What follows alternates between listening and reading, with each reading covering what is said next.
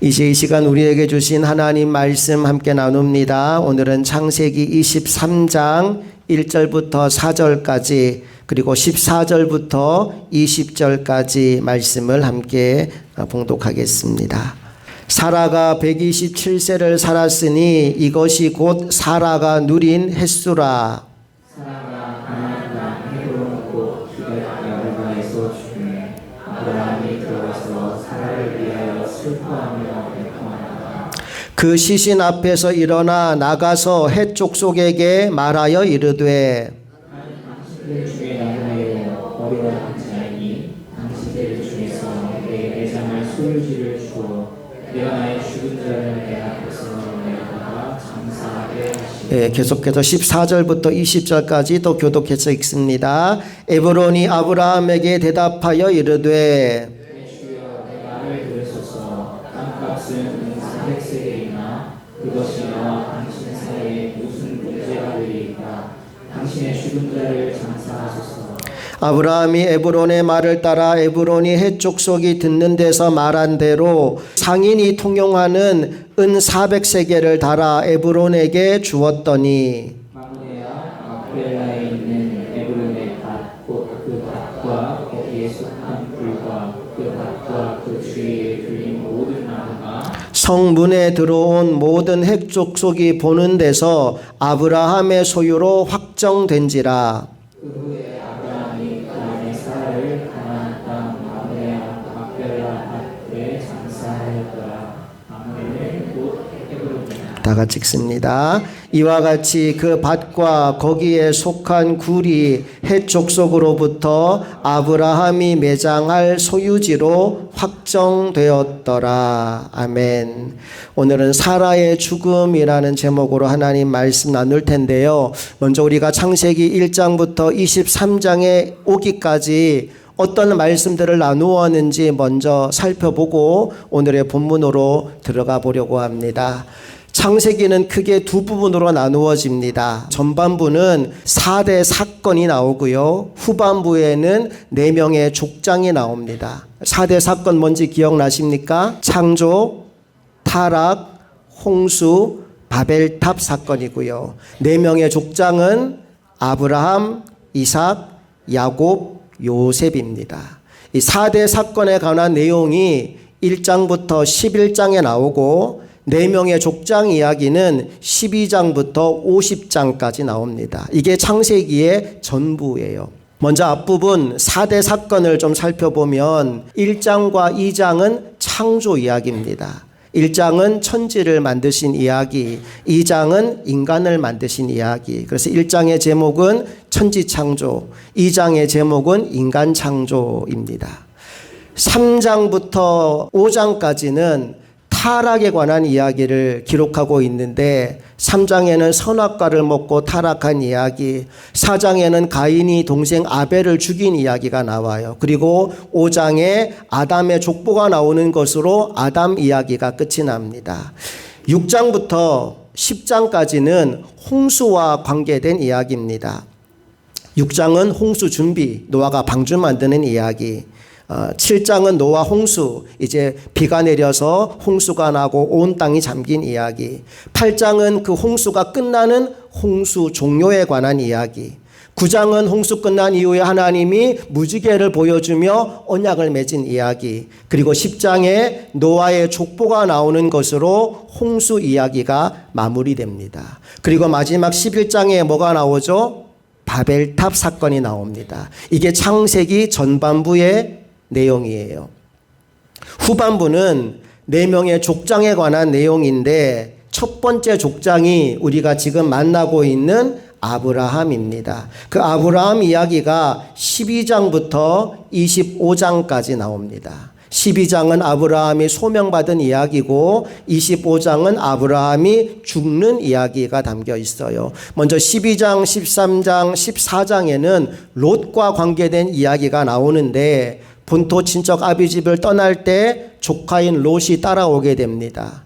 나중에 목자들끼리 싸움이 벌어져서 서로 갈라지게 되어 롯은 소돔 땅으로 가죠. 거기서 또 전쟁이 벌어져서 롯이 포로로 끌려갈 때 아브라함이 집에서 기르고 훈련한 사람 318명을 데려가서 롯을 구출해 온 이야기, 그 모든 내용이 12장, 13장, 14장에 나옵니다.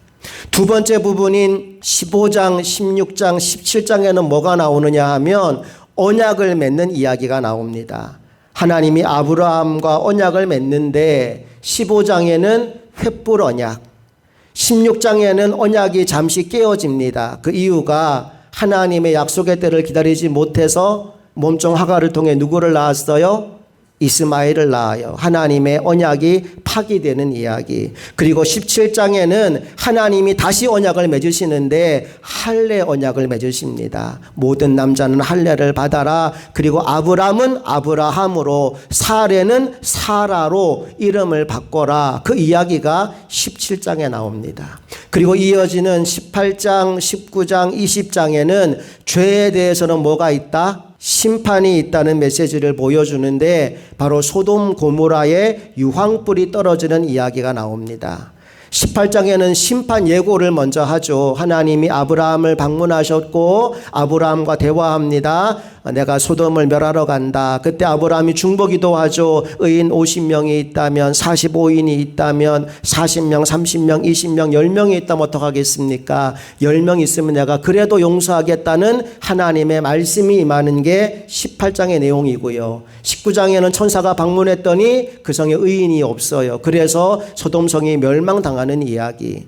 20장에는 소돔성의 유황불이 떨어질 때 그걸 보고 두려움을 느낀 아브라함이 그랄 땅으로 피신하는 이야기가 나옵니다. 거기서 자기 아내를 또 누이라고 속였다가 아내를 빼앗겼던 사건이 등장하게 되지요. 그리고 이제 마지막 부분인 21장부터 25장까지는 이삭과 관계된 이야기가 나옵니다. 21장에는 약속의 아들 이삭이 태어나는 이야기, 22장에는 그 이삭을 하나님 앞에 번제로 드리는 이야기, 23장에는 사랑하는 아내 사라가 죽는 이야기, 24장에는 사라가 죽고 난 이후에 아들 이삭을 위하여 자기로서는 며느리 리브가를 찾아와서 결혼시키는 이야기, 그리고 마지막 25장에는 아브라함의 죽음 이야기로 아브라함에 관계된 모든 내용이 마무리가 되어집니다. 오늘은 그 중에 23장 사라의 죽음에 대한 이야기를 함께 나누려고 합니다. 사람은 누구나 죽게 됩니다. 이 땅에 태어난 사람은 누구라도 다 죽게 되어 있습니다. 돈이 많은 사람도 죽고요. 힘이 센 사람도 죽고요. 잘생긴 사람, 예쁜 사람도 다 죽습니다. 오늘 여기에 모여 함께 예배하는 저와 여러분도 한 100년쯤 뒤에는 모두 다 이 땅의 사람이 아닐 겁니다. 히브리서 9장 27절 말씀에 한 번 죽는 것은 사람에게 정해진 것이고 그 후에는 심판이 있을 것이다 라고 말씀하고 있습니다. 예, 사람은 누구나 죽습니다. 문제는 언제 죽느냐가 아니라 어떤 삶을 살다가 죽느냐 하는 것입니다. 왜냐하면 우리의 죽음 뒤에 뭐가 있으니까? 하나님의 심판이 있기 때문에. 오늘 여러분들은 하나님의 심판대 앞에 설 준비가 다 되어 있습니까? 오늘 죽어도 부끄럽지 않는 삶을 살아가고 있습니까? 이 질문 앞에 조금도 주저하지 않고 아멘 할 수 있도록 오늘을 믿음으로 살아가는 저와 여러분 모두가 되기를 간절히 소망합니다. 함께 옆 사람과 인사할 때 죽음의 날을 생각하며 오늘을 삽시다. 이렇게 인사해 봅시다. 시작. 죽음의 날을 생각하며 오늘을 삽시다. 아멘. 우리 1절 말씀 다 같이 읽습니다. 시작. 사라가 127세를 살았으니 이것이 곧 사라가 누린 횟수라. 사라가 127년의 생을 마감하고 이제 이 땅을 떠나게 됩니다. 어찌 보면 참 우여곡절이 많은 인생이었어요. 여기저기 또 돌아다니는 남편 덕분에 몇 번씩이나 이삿짐을 쌌다가 풀었다 해야 했지요. 아름다운 외모를 지닌 탓에 2번씩이나 외간 남자에게 끌려가기도 했고요. 또 평생을 자식을 낳지 못해서 온갖 수모를 당하며 살기도 했습니다.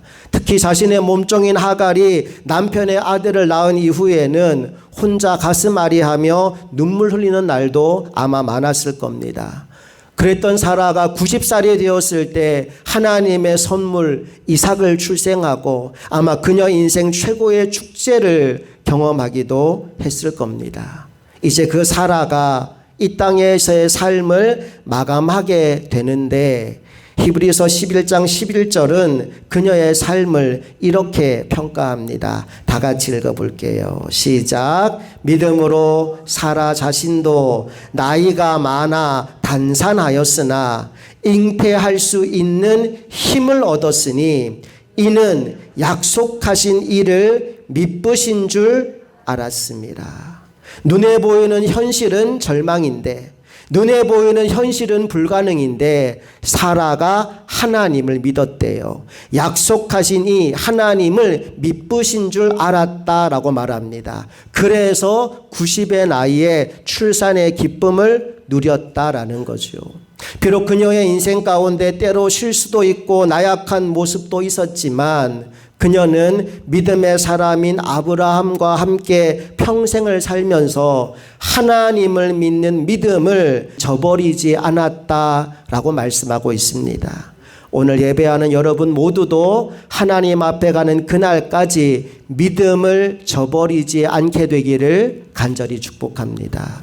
그런가 하면 베드로전서 3장 6절은 그녀를 또 이렇게 평가합니다. 다 같이 읽어볼게요. 시작. 사라가 아브라함을 주라 칭하여 순종한 것 같이 너희는 선을 행하고 아무 두려운 일에도 놀라지 아니하면 그의 딸이 된 것이니라. 성경에 뭐라고 말씀하느냐? 사라가 그 남편을 주라 칭하며 순종하였다라고 말합니다. 그래서 아브라함이 어디를 가든지 군소리 안 하고 따라다녔잖아요. 이방 땅에 들어갈 때마다 당신은 나의 누이라고 하시오라고 하니까 남편이 시키는 그대로 나는 이 사람의 누이입니다 라고 말했던 거죠.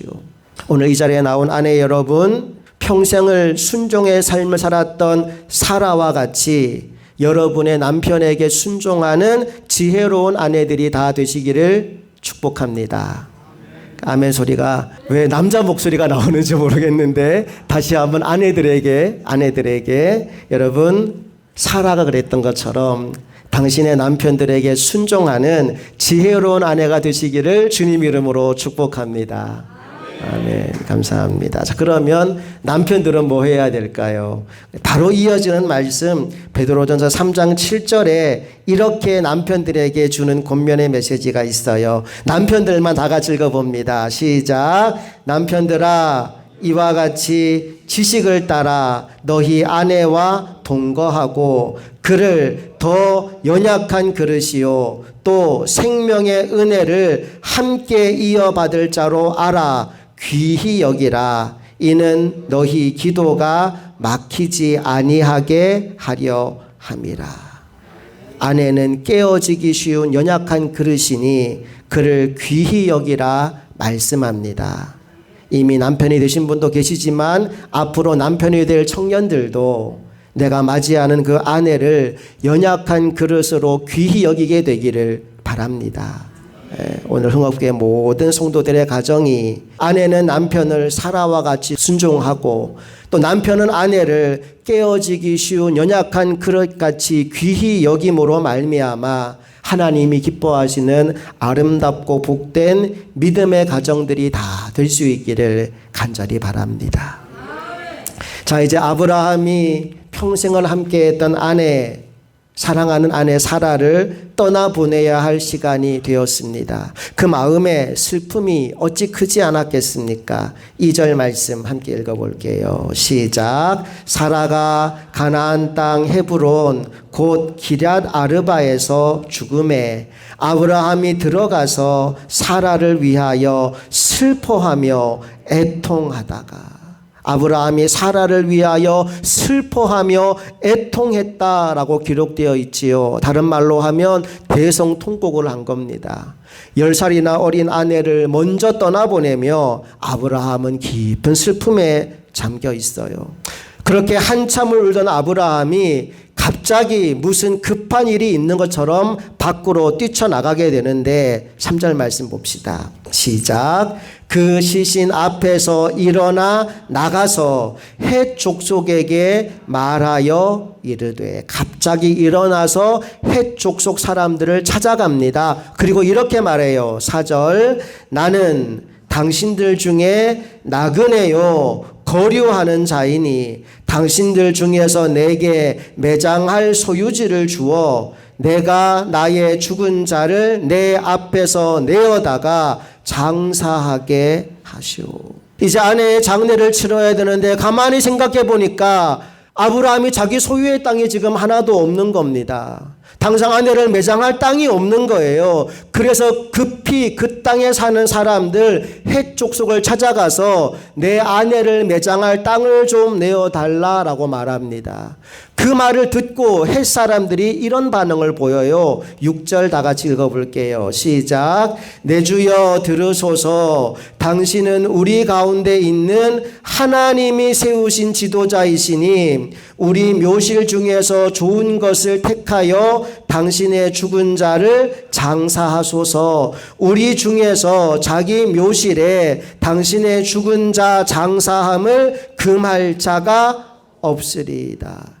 헷 족속 사람들이요, 아브라함을 이끌어서 하나님이 우리 가운데 세워주신 지도자라고 부릅니다. 적어도 그 땅에 사는 사람들에게 아브라함이 인정받는 지도자였다는 것을 알 수 있지요. 여러분도 그런 삶을 살아가게 되기를 축복합니다. 주변의 사람들에게 당신은 정말 하나님의 사람이다 인정받는 삶을 살아가게 되기를 바랍니다. 자, 헷 족속 사람들이요, 아브라함에게 뭐라고 말했느냐 하면 당신이 원하는 곳이 어디든지 마음껏 당신이 쓰고 싶은 땅을 쓰십시오라고 얘기했던 거예요. 우리가 그 땅을 줄 테니까, 공짜로 줄 거니까 그 땅을 가지라고 말하는 겁니다. 보통 사람 같았으면 이게 웬 떡이냐 하고 넙죽 받았을지도 모르지만 아브라함은 그렇게 하지 않아요. 마므레 앞에 있는 막벨라 밭 굴을 아내의 매장지로 선택한 아브라함은 그 땅의 주인인 에브론을 찾아가서 땅값을 먼저 물어봅니다. 14절과 15절 읽어봅니다. 시작. 에브론이 아브라함에게 대답하여 이르되 내 주여 내 말을 들으소서. 땅값은 은 400세겔이나 그것이 나와 당신 사이에 무슨 문제가 되리이까. 당신의 죽은 자를 장사하소서. 그냥 쓰세요라고 말하면서도 굳이 땅값을 말합니다. 은 400세겔입니다. 근데 제가 주석들을 좀 찾아보니까 당시의 땅값에 비해서 은 400세겔이면 비싸게 부른 걸까요? 싸게 부른 걸까요? 비싸게 불렀대요. 아주 비싼 값에 마치 호의를 베푸는 것처럼 말은 하면서도 땅값은 비싸게 부르는 거예요.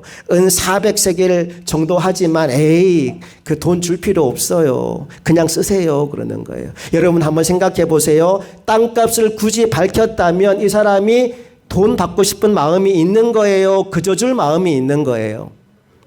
돈 받고 싶은 마음이 더 큰 겁니다. 그래서 은 400세겔입니다 라는 얘기를 흘린 거죠. 여러분 그 말을 듣고 아브라함이 흥정하지 않아요. 흥정할 생각 1도 하지 않고 에브론이 부른 땅값을 그대로 다 지불해 줍니다. 16절 시작. 아브라함이 에브론의 말을 따라 에브론이 헷 족속이 듣는 데서 말한 대로 상인이 통용하는 은 400세겔을 달아 에브론에게 주었더니, 상인이 통용하는 은 400세겔을 달아서 에브론에게 주었다라고 말합니다. 자, 그 결과로 아브라함에게 있어서 어떤 일이 벌어진 거냐 하면 그의 생애 처음으로 자기 소유의 땅이 생기게 된 겁니다. 17절 18절 읽어볼게요. 시작. 마므레 앞 막벨라에 있는 에브론의 밭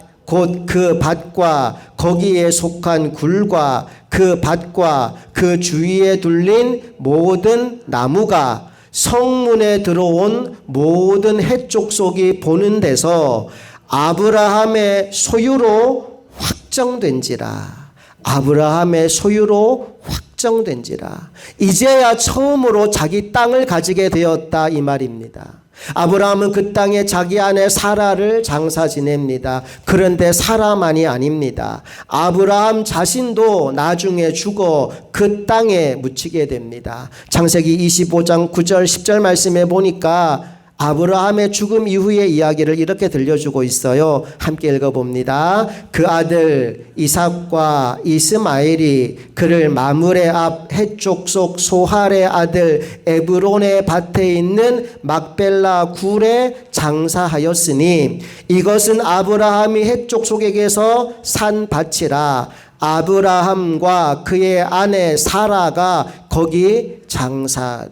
두 명이 묻혔어요. 그만이 아닙니다. 그 아들 이삭과 그 며느리 리브가 또 그 손자 야곱과 손주 며느리 레아까지도 그 땅에 묻히게 됩니다. 창세기 49장 30절 31절 말씀 다 같이 읽어볼게요. 시작. 이 굴은 가나안 땅 마므레 앞 막벨라 밭에 있는 것이라. 아브라함이 햇사람 에브론에게서 밭과 함께 사서 그 소유 매장지를 삼았으므로 아브라함과 그 아내 사라가 거기 장사되었고 이삭과 그 아내 리브가도 거기 장사되었으며 나도 레아를 그곳에 장사하였노라. 여기 나는 당시 애굽 땅에 살고 있던 야곱입니다. 그 야곱이 자신의 죽음이 가까이 오자 이런 말을 자녀들에게 하는 겁니다. 나를 거기에 묻어다오. 그 막벨라 밭 굴에 내 할아버지, 할머니, 내 아버지, 어머니, 내 아내도 거기 묻혀 있으니 나도 거기에 장사 지내 달라고 아들들에게 유언을 남긴 겁니다. 여러분, 한번 생각해 보십시오. 만약 오늘 아브라함이 땅값을 제대로 치르지 않고 무상으로 그냥 그 매장지를 제공받았더라면 그 순간은 좋았을지 모르겠지만 아들이나 손자에 대해 가서는 굉장히 곤란한 일을 겪게 되었을지 모릅니다. 우리 땅이니까 이제 내놓으시오 라고 하면 할 말이 없잖아요. 하지만 오늘 아브라함이 땅값을 확실하게 지불하고 그 땅을 구입했기 때문에 대대손손 이어가면서 그 땅의 소유권을 주장할 수 있게 된 겁니다. 그리고 여기서 한 가지 더 주목해 보아야 하는 것이 있는데 오늘 아브라함이 이 땅을 산 것은 하나님의 약속과 무관한 행동이 아니었다라는 사실입니다. 횃불 언약 당시에 하나님이 아브라함에게 하신 말씀이 있었어요. 창세기 15장 12절부터 17절까지 하나님이 장래에 있을 굉장히 먼 미래에 있을 예언 하나를 들려주는데 우리 12절부터 17절까지 좀 길지만 한 목소리로 읽어보겠습니다. 시작. 해질 때 아브라함에게 깊은 잠이 임하고 큰 흑암과 두려움이 그에게 임하였더니 여호와께서 아브라함에게 이르시되 너는 반드시 알라. 내 자손이 이방에서 객이 되어 그들을 섬기겠고 그들은 400년 동안 내 자손을 괴롭히리니 그들이 섬기는 나라를 내가 징벌할지며 그 후에 내 자손이 큰 재물을 이끌고 나오리라. 너는 장수하다가 평안히 조상에게로 돌아가 장사될 것이요 내 자손은 4대 만에 이 땅으로 돌아오리니 이는 아모리 족속의 죄악이 아직 가득 차지 아니함이니라 하시더니 해가 져서 어두울 때 연기 나는 화로가 보이며 타는 횃불이 쪼갠 고기 사이로 지나더라. 하나님이 무엇을 말씀하시느냐 하면 이스라엘 백성들이 애굽에 가서 무려 430년 동안 종살이를 하다가 마침내 해방되어 다시 이 땅으로 돌아올 것에 대한 예언을 환상 가운데 보여주신 거예요. 사실 아브라함의 입장에서 본다면 눈에 보이지도 않는 까마득한 미래의 일입니다. 그런데 앞으로 돌아오게 될 백성들에게 있어서는 오늘 아브라함이 사놓은 이 막벨라 밭굴이 이곳이 바로 하나님이 약속하신 땅이다라고 증거해주는 표지판과도 같은 역할을 하게 되는 겁니다. 이 땅을 사지 않았다면 그들이 돌아와서도 여기가 어딘지 몰랐을 거예요. 돌아오자마자 여기가 바로 하나님 약속의 땅입니다라고 알 수 있었던 이유는 바로 막벨라 밭굴을 아브라함이 제값을 주고 사두었기 때문이라는 겁니다. 마틴 루터가 이런 말을 남겼다고 합니다. 내일 지구가 멸망하더라도 나는 오늘 한 그루의 사과나무를 심겠다.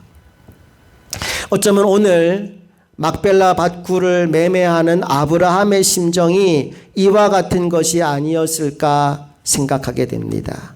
그래서 히브리서 11장 13절을 보면 이런 말씀이 나와요. 다 같이 읽어볼게요. 이 사람들은 다 믿음을 따라 죽었으며 약속을 받지 못하였으되 그것들을 멀리서 보고 환영하며 또 땅에서는 외국인과 나그네임을 증언하였으니. 지금 아브라함의 처지는 외국인과 나그네 그 자체입니다. 그런 그가 이제 막 무덤 하나를 샀을 뿐입니다. 그런데 그건 그냥 땅 한 평이 아니었어요. 장차 다가올 미래를 바라보며 심어놓은 한 그루의 사과나무였다는 겁니다. 이제 오늘 말씀을 좀 정리해 보겠습니다. 아브라함의 아내 사라가 죽었습니다. 10살이나 어린 아내가 남편보다 더 빨리 죽었습니다. 여기서 무엇을 알 수 있지요? 오는 데는 순서가 있지만 가는 데는 순서가 없다는 겁니다. 그리고 순서는 다 다르지만 오늘 여기 있는 저와 여러분 모두도 언젠가는 죽게 된다는 사실입니다. 여러분, 아직 젊은 청년들도 내가 언젠가는 하나님의 부름을 받게 된다. 나도 죽는 날을 맞이할 수 있다. 아니, 마주할 수 있다가 아니라 맞이하게 된다라는 걸 분명히 기억하고 오늘을 누구보다 치열하게 믿음으로 살아가게 되기를 축복합니다. 그런가 하면 두 번째, 우리는 이 땅에서 나그네요 거류민이라는 사실을 항상 잊지 않기를 원합니다. 아까 아브라함이 그렇게 말했잖아요. 4절을 다시 한번 읽어볼게요. 시작. 나는 당신들 중에 나그네요 거류하는 자이니 당신들 중에서 내게 매장할 소유주를 주어 내가 나의 죽은 자를 내 앞에서 내어다가 장사하게 하시오. 내가 누구인지를 아는 것은 매우 중요합니다. 여러분, 우리는 이 땅에 속한 사람들이 아닙니다. 하늘에 속한 사람들입니다. 우리의 시민권은 저 하늘에 있습니다. 이 땅은 우리가 잠시 머물다가 떠나가는 곳일 뿐입니다. 빌립보서 3장 20절 함께 읽어봅니다. 그러나 우리의 시민권은 하늘에 있는지라 거기로부터 구원하는 자 곧 주 예수 그리스도를 기다리노니. 옆 사람이 혹시 모를 수도 있으니까 알려주세요. 당신은 천국 시민권자입니다. 네. 이 땅에서 우리는 나그네요 거류민에 불과하지만 우리의 시민권은 저 하늘에 있습니다. 마지막 세 번째, 그러면 우리가 이 땅에서 어떻게 살아야 되느냐? 하나님은 우리에게 말씀합니다. 우리가 이 땅에서 감당해야 될 사명이 있다고 말이죠. 하나님은 아브라함에게 두 가지 약속을 주셨습니다. 자손에 대한 약속과 땅에 대한 약속이 바로 그것이었어요. 하늘의 별같이 많은 자손을 주겠다. 네 눈에 보이는 이 모든 땅을 너에게 주겠다라고 약속하셨어요. 그 약속은 약속인 동시에 아브라함의 사명이었습니다. 그래서 100세의 나이에 약속의 아들인 이삭을 얻었고요. 사라가 죽은 이후에는 약속의 땅인 막벨라 밭굴을 비싼 값을 지불하고 샀습니다. 지금 눈에 보이는 건 아들 하나예요. 지금 눈에 보이는 건 무덤 하나예요. 작은 씨앗에 불과합니다. 그런데 믿음으로 심은 그 작은 씨앗이 나중에는 큰 결실로 돌아오게 됩니다. 하늘의 별같이 많은 자손과 눈에 보이는 모든 땅이 믿음의 땅으로 변하는 것을 지금 아브라함은 보지 못하지만 하나님이 하실 그 일을 믿는 믿음으로 오늘 아브라함은 사과나무 한 그루를 심은 거예요. 고린도전서 4장 2절은 이렇게 말합니다. 그리고 맡은 자들에게 구할 것은 충성이니라. 하나님이 내게 맡겨주신 일이 큰 일이든 작은 일이든 그 맡겨주신 일에 충성을 다하는 우리 모두가 될 수 있기를 간절히 소망합니다. 함께 기도하시겠습니다. 좋으신 아버지 하나님, 은혜와 사랑을 감사드립니다. 오늘 말씀을 통하여서 우리가 남은 삶을 어떻게 살아가야 할지를 생각하게 하시니 감사합니다. 한번 죽는 것은 사람에게 정해진 것이고 그 후에는 심판이 있다 하였습니다. 우리는 이 땅에서 나그네여 거류민이다 라고도 말씀하였습니다. 그 나그네의 삶을 살면서 우리가 기억해야 될 것은 우리에게 맡겨주신 사명이 있다라는 사실입니다. 그리고 하나님의 심판대 앞에 서는 날이 우리에게도 다가온다는 사실입니다. 우리가 그날을 염두에 두고 오늘을 믿음으로 살게 하여 주시옵소서. 세상에 종말이 온다 하더라도 사과나무 한 그루를 심는 그 심정으로 하나님이 내게 맡겨주신 그 일에 충성하는 사람 되게 하여 주시옵소서. 오늘 아브라함은 그 믿음으로 막벨라 밭굴을 샀습니다. 우리들도 그 믿음으로 내게 맡겨주신 그 일이 비록 작은 일이라 할지라도 하나님 맡겨주신 그 일에 충성을 다하는 믿음의 종들 되게 하여 주시옵소서. 우리 주 예수 그리스도의 이름으로 간절히 기도합니다. 아멘.